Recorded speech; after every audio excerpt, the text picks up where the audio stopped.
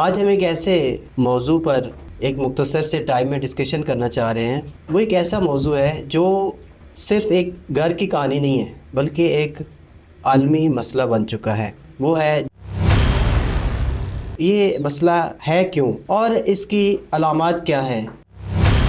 ये जो मसला जिसकी वजह से दिलों के दरमियान मीलों का फासला पैदा हो चुका है।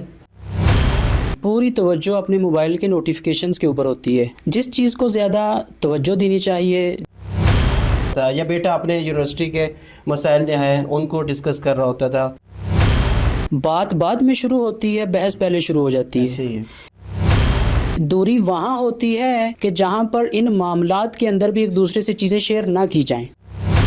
एक 16 साल का जवान लड़का, उसकी शख्सियती खुसूसियात अलहदा हैं। इसका फिर एक नतीजा या अलामत जो होगी वो ये कि इनके जो मसलन इमोशनल कनेक्शंस वो इतने मजबूत नहीं होते। यानी जिस खुशी, जिस शिद्दत के साथ वो आया था, उस शिद्दत के साथ उसको रिस्पॉन्स ही नहीं मिला। शायद वो आइंदा इसको शेयर ही ना करे। यहाँ तक काफ़ी है और बात जो है किसी हद तक हल हो चुकी है। देखें, मैं यहाँ पर एक बात का इजाफा करना चाहता हूँ कि